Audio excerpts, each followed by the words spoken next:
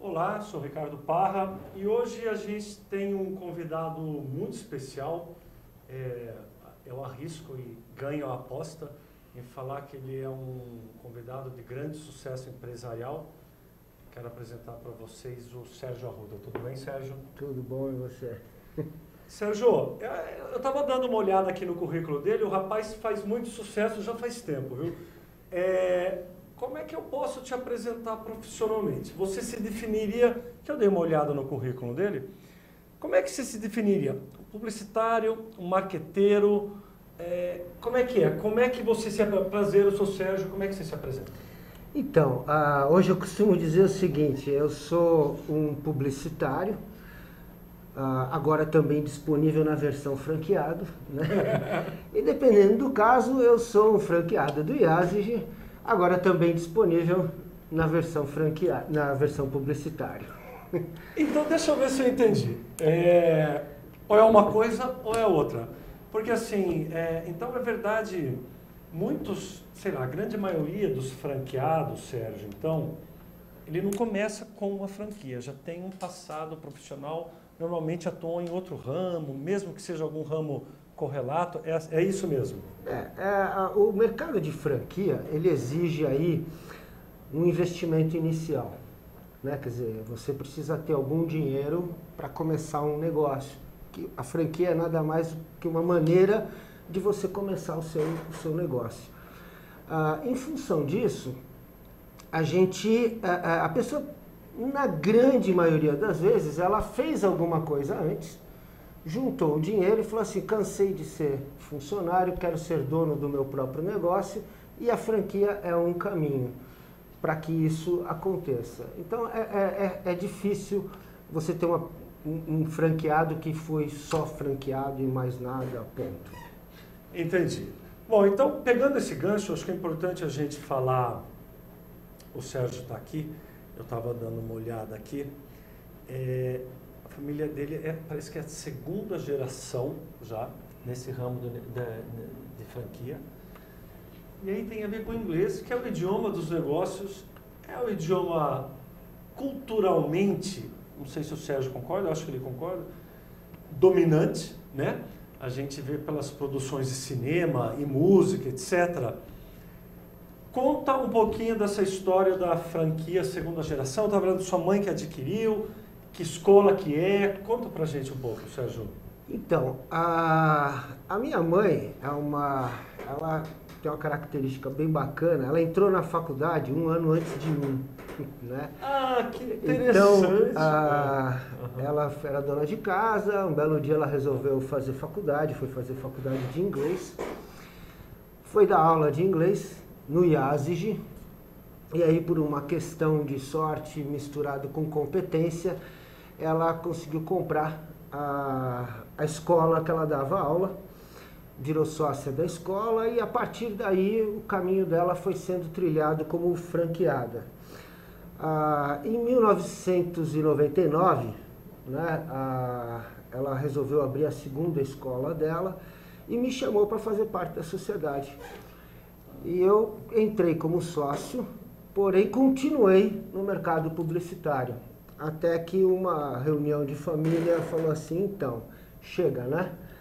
Eu estava com 45 anos, já brincou de ser publicitário e tal, seus filhos querem te ver um pouquinho, viver um pouquinho com você e tal, e eu acabei optando por abandonar o mercado publicitário, virar consultor, de vez em quando eu ainda faço alguma coisinha nessa área, e assumir a gestão das escolas de inglês da família. Então eu sou a segunda geração mesmo. Minha mãe começou, hoje eu que tomo conta do negócio.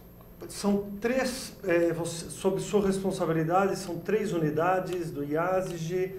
Onde que são essas unidades? Elas ficam Sérgio? todas aqui na zona oeste de São Paulo, né? Jardim Bonfilholi, que é a região do Butantã. A Vila São Francisco, que é a região do Jaguaré, fica na divisa, São Paulo, mas na divisa com Osasco, né? Bem ali no bairro na divisa com Osasco. E a escola do Morumbi. São 3 unidades, então. 3 unidades. A gente tem não sei se é exatamente uma novidade, para mim eu nunca tinha visto isso em toda a minha vida, e conversando aqui com o Sérgio, com o Luiz, o assessor também, ele me passou uma grande sacada, acho que foi desenvolvida, uma agência que desenvolveu para o IASG. Depois a gente pode entrar um pouquinho nessa questão do mercado, de franqueado, essa coisa toda. E conversando com o Sérgio, muito interessante, porque todo mundo que vai aprender inglês, ou qualquer outra língua, né, Sérgio? Você falou que tem 3 fases, né? Aquela coisa que uma criança que fala errado, quer dizer, mais entendimento do que consegue falar, depois você passa para a segunda fase. Antes de a gente entrar nessa novidade, que tem a ver com isso, porque vai ajudar naquela 4ª fase que você falou, como é que funciona um aprendizado para um adulto? Para um adulto. Que vai lá e fala assim, bate na sua porta e fala, preciso aprender inglês. Como é que funciona? Então, esse processo aí. As pessoas geralmente chegam muito ansiosas, né? Elas têm uma expectativa grande de falar logo, né?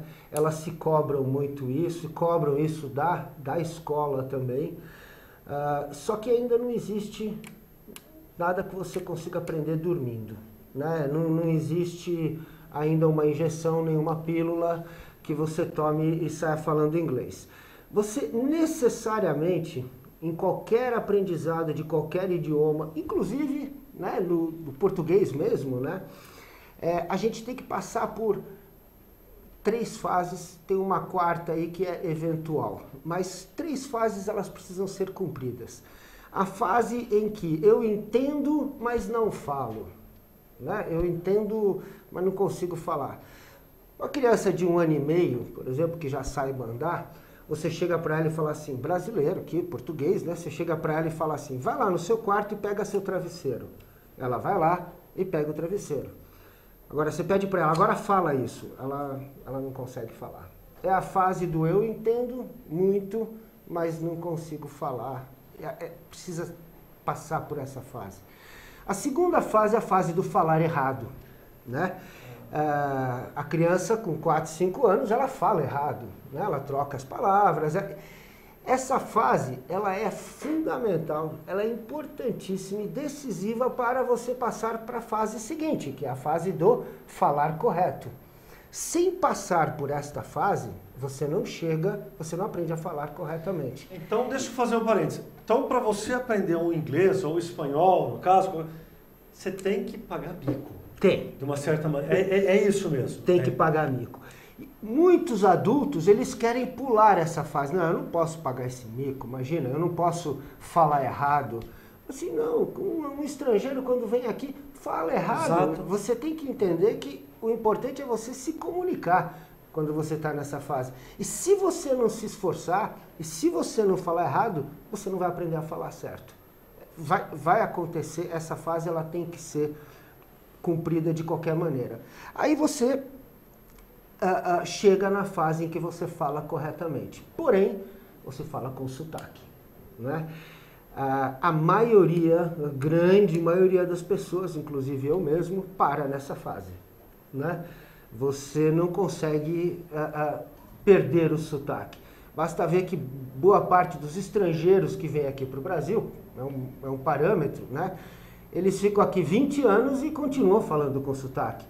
Você tem pessoas que vêm, por exemplo, do Rio Grande do Sul para São Paulo, depois de 5 anos elas ainda estão falando com sotaque gaúcho. Elas não conseguem perder o sotaque.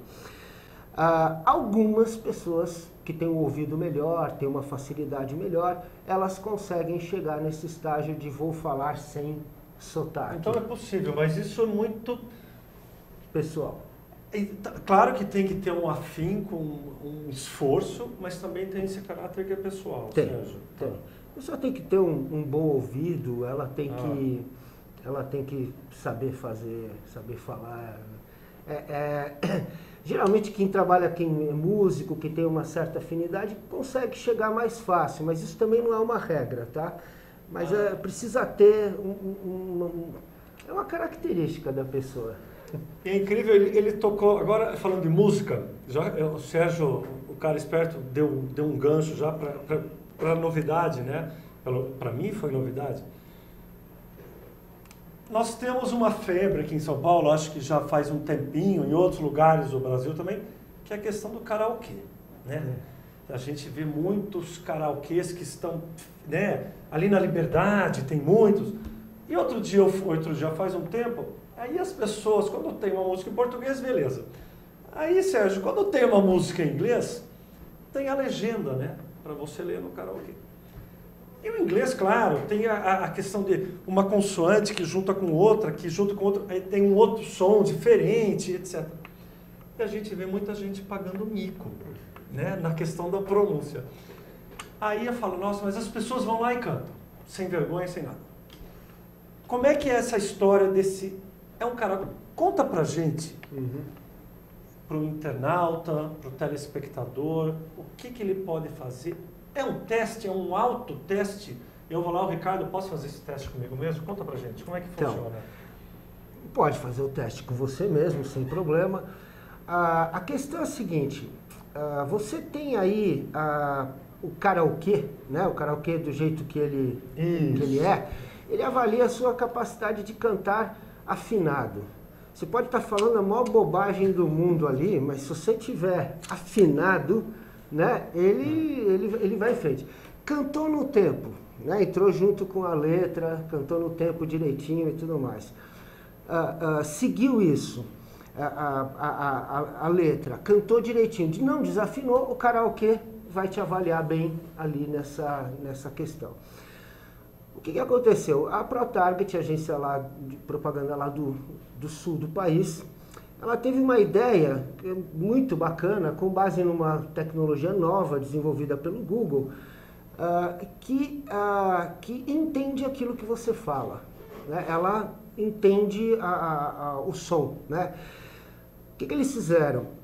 Eles falaram, vamos fazer um karaokê em que, em vez de a gente decidir o que a pessoa, se ela está cantando afinada ou não, nós vamos definir ou vamos avaliar se ela está pronunciando a palavra corretamente ou não. Então tem que cantar no tempo? Tem, né? Porque senão o software não vai entender a palavra do jeito que ela precisa ser entendida. Mas na verdade é um karaokê de pronúncia e não um karaokê de capacidade de cantar. É isso que chama Failbuster, né? Que é um, vamos dizer assim, um detector aí de falhas, né? Um Failbuster. Okay. E aí a gente fez essa brincadeira extremamente interativa, muito bacana, tem tudo a ver com o DNA da marca Yazig, né? E está fazendo muito sucesso.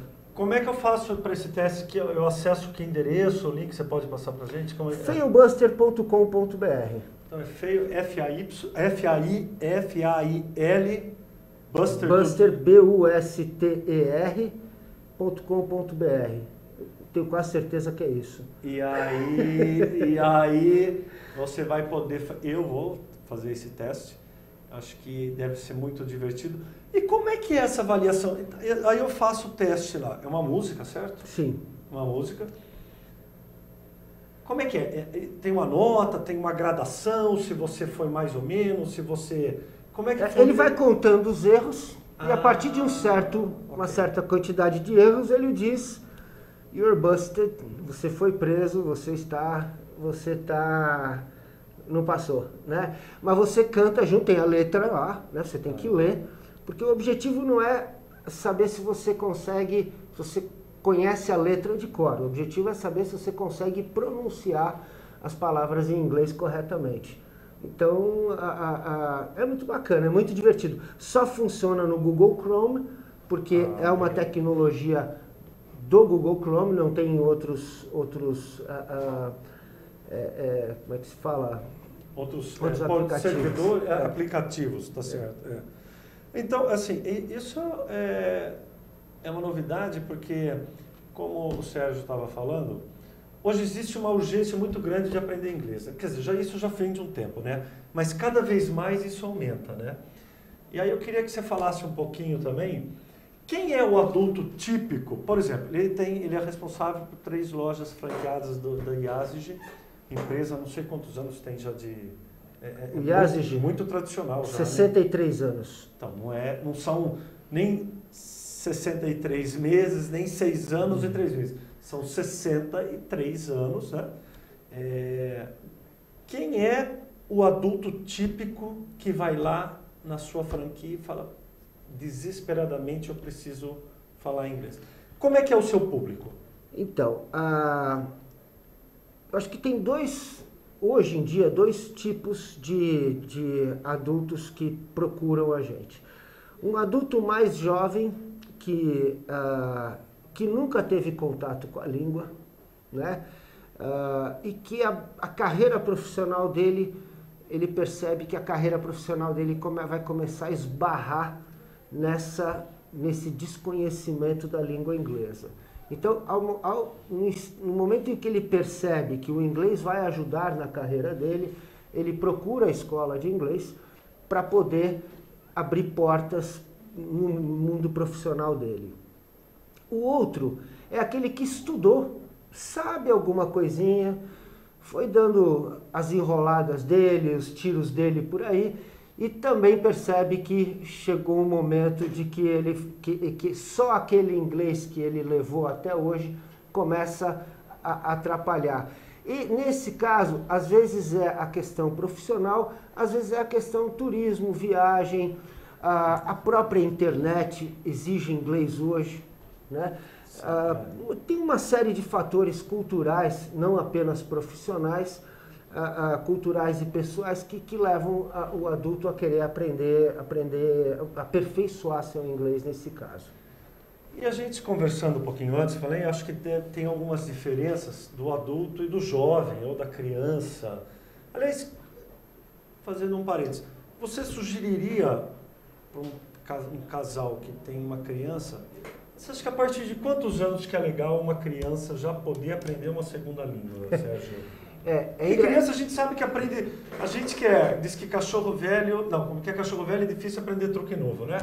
Mas assim, acho que criança aprende com muito mais facilidade. Mas tem uma idade mínima ou isso não procede, Sérgio? Então, essa é uma pergunta recorrente, né? Uma dúvida que acontece na cabeça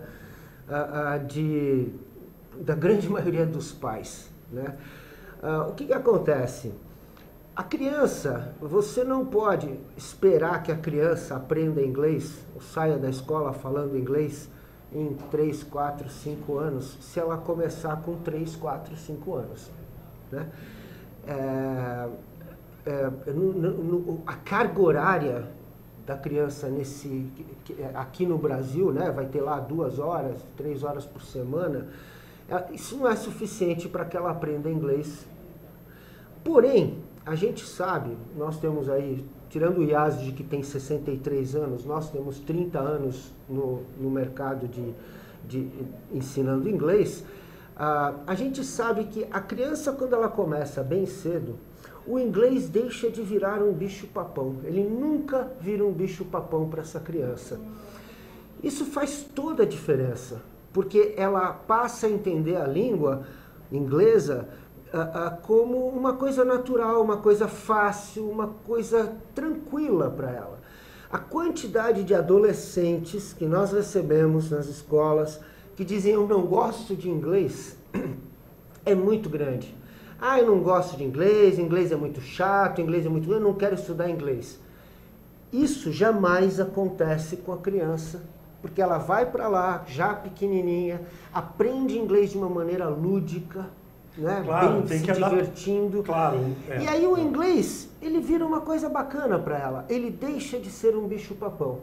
Essa criança, no futuro, ela vai ter um sotaque. Lembra que eu falei de sotaque? A chance dela falar inglês com menos sotaque é extremamente maior.